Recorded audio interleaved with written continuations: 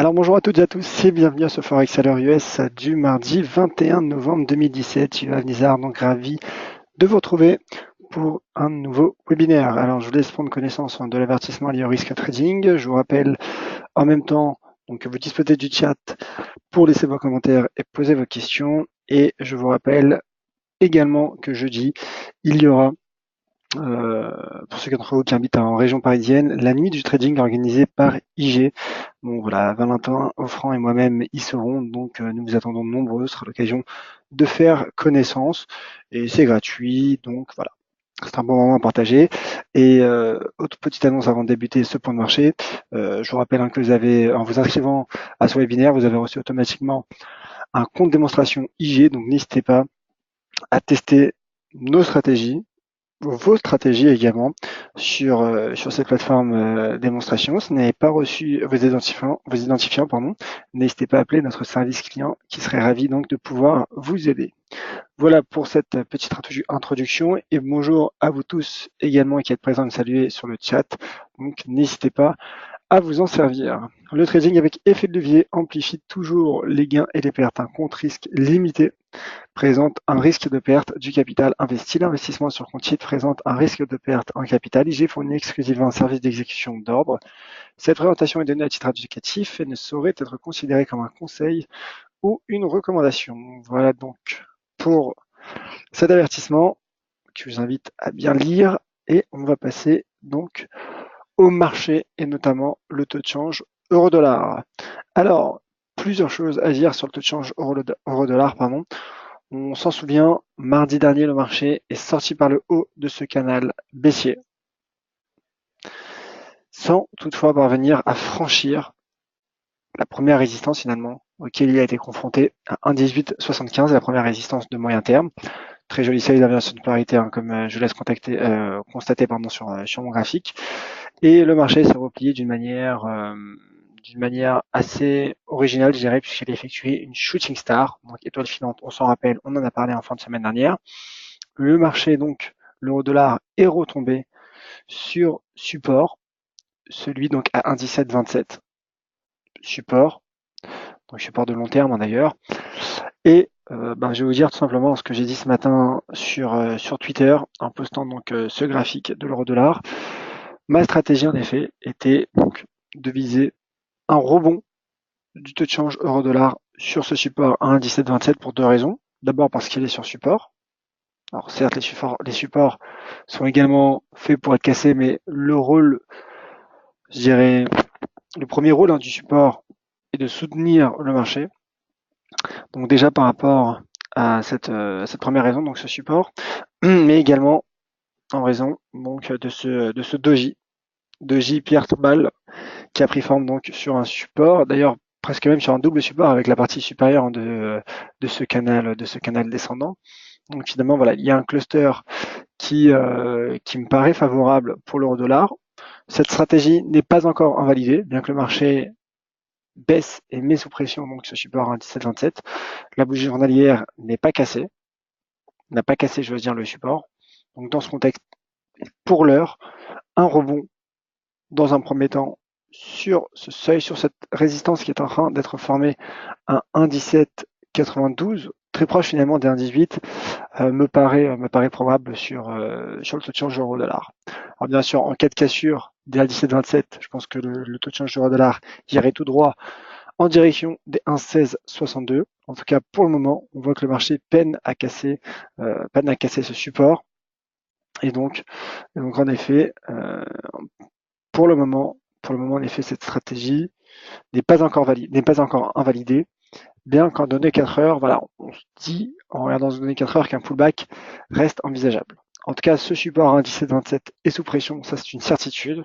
On analysera la bougie, la clôture en données journalières, ce qui me permettrait donc de dégager avec un peu plus de recul une stratégie moyen terme. En tout cas, vous connaissez désormais mon plan de trading. Alors, je vais avancer avec d'autres paires majeures, notamment l'USD-Yen, le taux de change USD-Yen. Alors, je passe en weekly. Pardonnez-moi. Alors, en weekly, le marché qui rebondit sur les 111,70.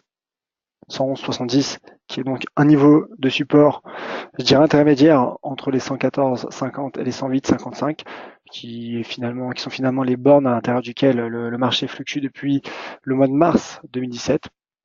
Donc, ce qui montre l'importance de ces bornes. Et malgré finalement un rebond technique sur ce support à 111, je pense que sur du moyen terme, quand je dis moyen terme, je vais parler bien sûr des prochaines semaines, voire des prochains mois, je pense que le taux de change USD-Yen pourrait, en tout cas techniquement, a le potentiel pour aller chercher la partie basse de ce range.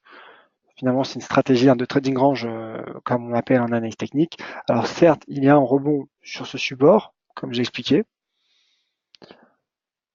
Clairement, la stratégie baissière serait relancée en cas de cassure des 111,70. Encore une fois, l'analyse technique ne recommande pas de shorter les niveaux de support. Ça rejoint ce que je disais sur le taux de change euro-dollar. Donc clairement, une cassure de ce seuil pourrait tout simplement mener le taux de change USD-Yen sur les 108,55. En tout cas, voilà, ce graphique, je voulais vous montrer car je trouve que l'analyse technique est assez intéressante avec notamment ces seuils qui sont respectés, ces seuils horizontaux qui sont respectés. Alors, un mot également sur le taux de change euro-CHF, euro-franc suisse. Voilà, je vous présente les configurations qui me paraissent les plus intéressantes. L'euro franc suisse qui lui également est à l'intérieur, fluctue à l'intérieur d'un range entre les 117,06, les 1,1706 pardon, et les 1,1575. Le marché a rebondi hier en effectuant quasiment en avalement haussier. Alors certes, le contexte n'est pas baissier, mais on voit tout de même deux bougies baissières, puisqu'en effet, pour qu'un avalement haussier soit valide et conforme à la théorie de l'analyse technique, il doit être précédé d'un mouvement baissier. Donc là, on a une petite baisse, mais bon, ce n'est pas non plus un contexte baissier. Et le marché qui, malgré tout, repart à la baisse. Le marché qui repart à la baisse, donc là, clairement, l'euro franc suisse qui est entre deux bandes, en plein milieu d'un trading range, donc concrètement, je suis neutre. Toutefois, un retour sur l'une des deux bornes pourrait donc me permettre de dégager une stratégie donc soit haussière sur le support. Alors si en effet il y a un retour sous résistance, bien sûr l'analyse technique, encore une fois, recommande de dégager des stratégies baissières sous résistance, mais je me dis que d'un point de vue fondamental, le franc suisse n'est pas favorisé. Vous allez me dire l'euro non plus, mais le franc suisse encore moins. Donc sur du moyen terme, clairement, je pense en tout cas, il s'agit d'une stratégie encore une fois de moyen long terme. Je pense que l'euro franc suisse pourrait retrouver les 1,20 qui, je le rappelle, est l'ancien seuil plancher de la BNS, fixé par la BNS et donc qui a été supprimé en janvier 2015, le 15 janvier 2015. Alors également, techniquement, l'une des raisons pour lesquelles ma stratégie est haussière, si on voit finalement malgré cette divergence baissière qui a pris forme en données hebdomadaires, qui a probablement produit ses effets fin septembre, on voit que le marché reste bien orienté, lentement certes. Il peine à franchir les 1,17, mais il reste tout de même bien orienté. On voit que sur les 7 dernières semaines, il y a eu 6 semaines de hausse, et la semaine donc de baisse est très légère. Donc je me dis que la tendance reste haussière, le momentum tente de se stabiliser au-dessus de la bande à 70. Donc finalement, malgré une consolidation qui prend forme à court terme, je pense en effet que le taux de change euro-franc suisse a le potentiel donc pour repartir à la hausse.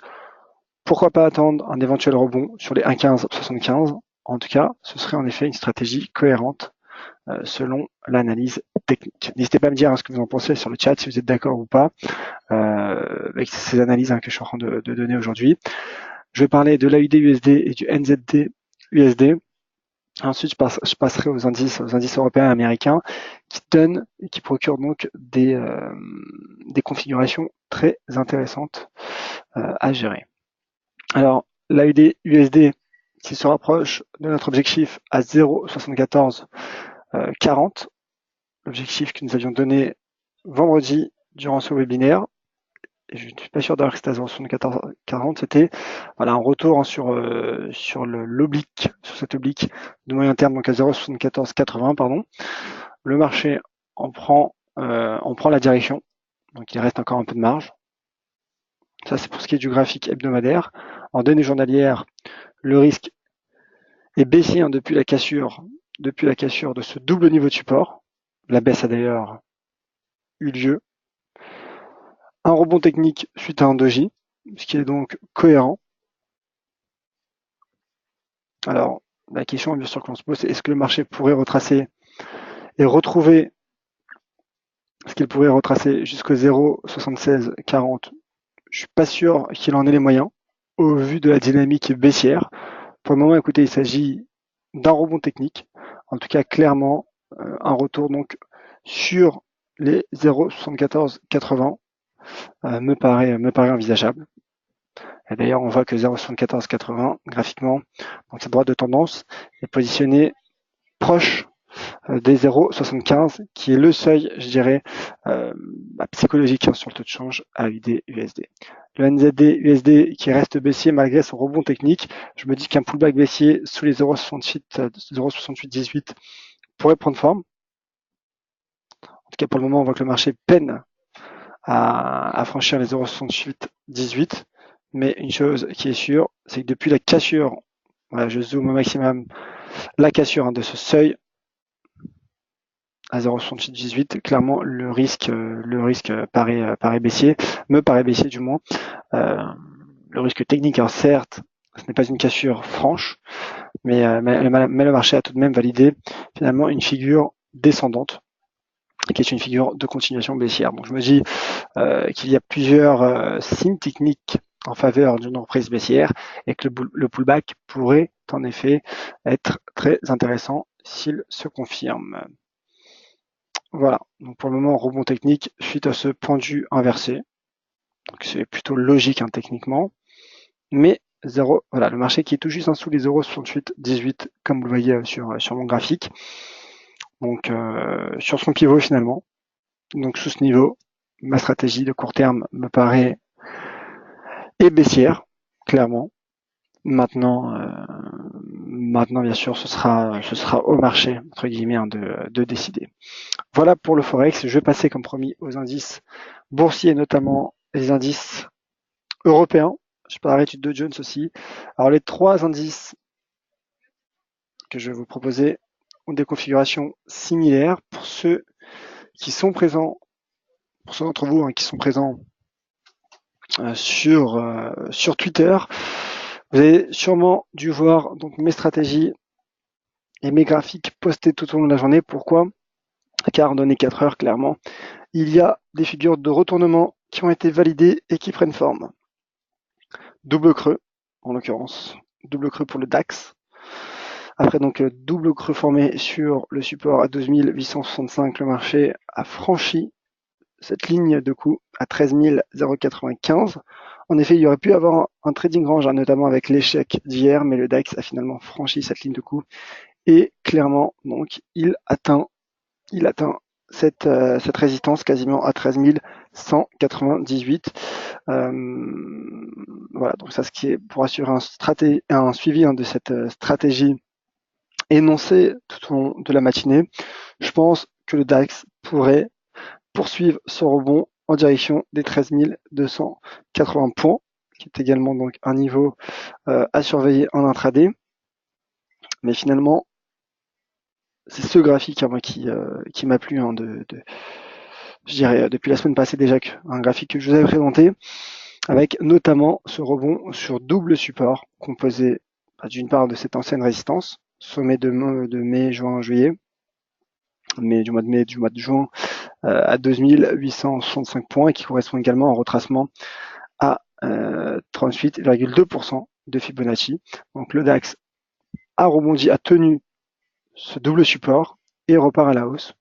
Donc techniquement, et avec donc ce double creux, ce double bottom que l'on peut constater en données 4 heures, je me dis en effet que le signal est plutôt au vert pour le DAX. Voilà, clairement donc stratégie haussière pour l'indice allemand, également pour l'indice parisien, dont voici le chart, le graphique,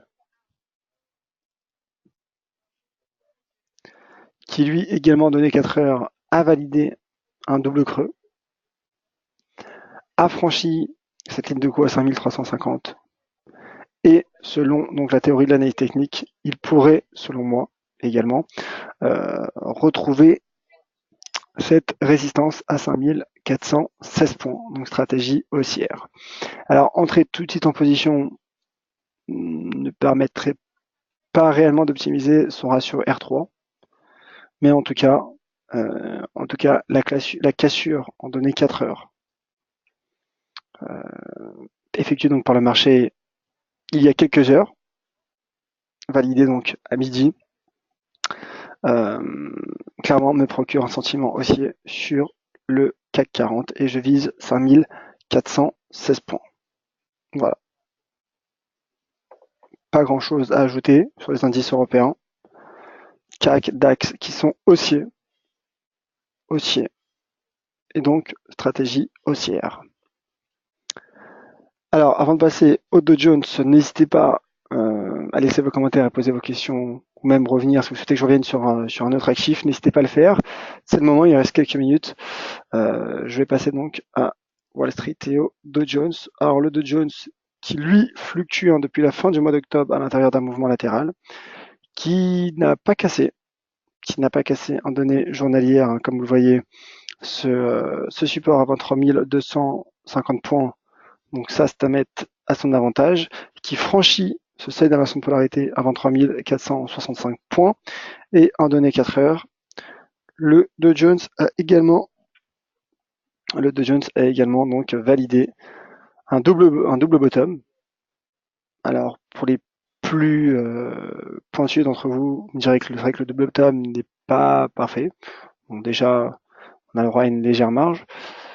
Ce n'est quasiment jamais parfait, mais c'est surtout finalement, vous appelez ça un double bottom ou une sortie par le haut d'un range. Finalement, l'objectif théorique de l'analyse technique est le même. Il s'agit simplement d'une hauteur dupliquée à partir du point de cassure. Donc là, clairement, je pense que le marché a le potentiel pour effectuer un nouveau record au-dessus des 23 600 points. En tout cas, c'est ma stratégie pour le Dow Jones. Voilà donc pour ce tour d'horizon Forex et indice boursier. Juste avant de répondre aux questions, je vous rappelle, donc comme je le disais, vu que jeudi il y aura la nuit de trading, je vais avancer donc le webinaire qui est initialement prévu le jeudi à demain. Voilà. Donc on se retrouvera demain à 14h30 au lieu de jeudi puisque je serai à la salle Vagram et d'ailleurs j'espère vous rencontrer là-bas. C'est l'occasion justement d'échanger et de faire connaissance si vous le souhaitez, si bien sûr vous êtes en région parisienne. Alors, Philippe, pour l'unité, le Dow Jones, quel support à acheter éventuellement pour valider des doubles bottoms? Alors les doubles bottoms, en tout cas, alors je n'ai pas regardé le Nikkei, mais en tout cas pour le Dow Jones est validé, en tout cas en données 4 heures, puisque vous le voyez, il y a eu cette cassure en données 4 heures et cette clôture au-dessus de cette ligne de coup. D'ailleurs, la ligne de coup dont on aurait pu finalement ajuster sur ce point haut à 23 492, mais la clôture a également, la bougie 4 heures a également clôturé au-dessus de ce point haut. Donc finalement, double creux validé, sorti par le haut d'un range également. Ce sont finalement des figures similaires. Donc concernant, pour revenir à votre question, des supports donc à acheter. Déjà, ce qu'il faut savoir, je ne donne pas de stratégie, je ne donne pas de conseils d'investissement, mais ce que je peux vous dire en effet, c'est que là, le marché, en tout cas en données 4 heures, on voit, n'a pas réellement effectué de pullback. Donc là, clairement, il avance. Alors, optimiser, est-ce qu'entrer tout de suite en position permettrait de gérer son risque? Tout dépend de votre objectif. Pour ma part, je pense que le marché a le potentiel pour aller retrouver son point haut à 23 630 points. Donc, ce qui nous fait un ratio légèrement supérieur de 1 pour 1. Un ratio R3, pardon, légèrement supérieur à 1 pour 1. Donc après, c'est à vous de faire votre calcul. Voilà. Moi, je pense simplement que le marché a le potentiel désormais pour atteindre son sommet historique à 23 630 points. Et concernant donc le Nikkei, voici mon graphique. J'espère que vous m'avez compris. Si ce n'est pas clair, si je n'ai pas été plus clair dans ma réponse, n'hésitez pas à me le faire savoir. Je vous prie. Alors le Nikkei qui arrive, mais je ne trouve pas le graphique. Ah, le voici. Le voici. Je ne sais pas pourquoi il n'apparaît pas. Alors je m'excuse. Je ne sais pas, il apparaît, mais je n'arrive pas à le mettre. Alors en attendant, je vais passer aux autres questions. Et pour le Nikkei, je reviens dans un instant. Alors, tendance pour le pétrole, elle est haussière. Tendance pour le pétrole est haussière. Voici mon graphique du pétrole pour le coup. Alors voici le graphique du pétrole, elle est haussière. Je pense que voilà, qu'il peut y avoir un risque de consolidation suite à ce marteau inversé en données hebdomadaires. On voit que la consolidation prend forme.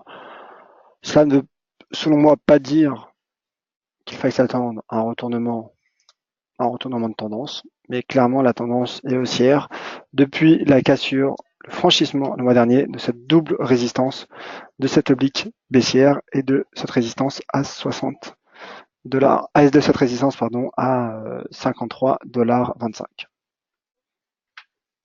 Voilà, donc aussi pour le pétrole, qui d'ailleurs données journalières forme un fanion qui est une configuration de continuation.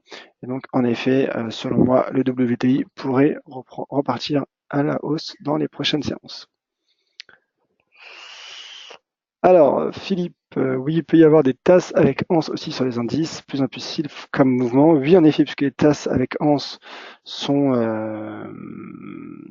également des figures de retournement. Donc finalement, cela pourrait correspondre. Alors je cherche en même temps le Nikkei. C'est vrai que je ne sais pas pourquoi mon graphique, ma plateforme ne veut pas le mettre. Je vous tiens au courant dès que j'ai du nouveau. Voilà, je ne sais pas. Il n'apparaît pas. Alors Philippe, il sera également à Vagram. C'est parfait. Ce sera l'occasion donc d'échanger. Et peut-être une dernière question qui arrive. Alors je vous rappelle donc que le temps peut-être que les dernières questions arrivent. Je vous rappelle que donc on se retrouvera demain à 14h30 et jeudi ce sera donc à la salle Vagram. Voilà. Donc oui, pour optimiser en effet, les mouvements de tasses et configurations de tasses avec anse sont intéressantes. Alors voilà, une question de Ramsey qui vient d'arriver. Bonjour, vous pensez quoi de l'or? Alors bonjour mon cher Ramsey. L'or, ce que j'en pense, c'est qu'il y a un trading range, un rectangle. D'ailleurs, une belle configuration baissière suite donc à cet échec sous les 1295. 1295, donc là je pense que le marché va tout droit en direction des 1266. Donc le risque en effet me paraît baissier. Mais le marché est en milieu d'un range, finalement d'un mouvement latéral. Bien qu'attention à ce support à 1275, 1274 qui pourrait favoriser le cours de l'once d'or. Mais écoutez, moi clairement sur le cours de l'once d'or depuis quelques séances, quelques semaines même, je préfère rester à l'écart, car voilà, il n'y a pas de direction claire. Un marché qui échoue sous résistance, qui rebondit sur support, notamment à 1266, 1265. En tout cas, le marché est en plein milieu de ces deux bornes. Donc pour ma part, clairement, je préfère rester neutre sur le cours du métal jaune. Voilà donc pour les questions. Je pense avoir fait le tour. Si d'autres vous viennent en tête, n'hésitez pas donc à me les faire part sur Twitter, @yohavnizar. Je posterai le graphique du Nikkei sur Twitter, car malheureusement, je ne sais pas pourquoi mais mon graphique n'apparaît pas sur mon écran. Et donc, je vous donne rendez-vous, comme vous l'avez compris, demain à 14h30 pour mon point de marché et ce soir à 18h pour un webinaire éducatif. Merci à toutes et à tous. Donc, à demain. C'était Yoav Nizar pour DailyFX France. Au revoir.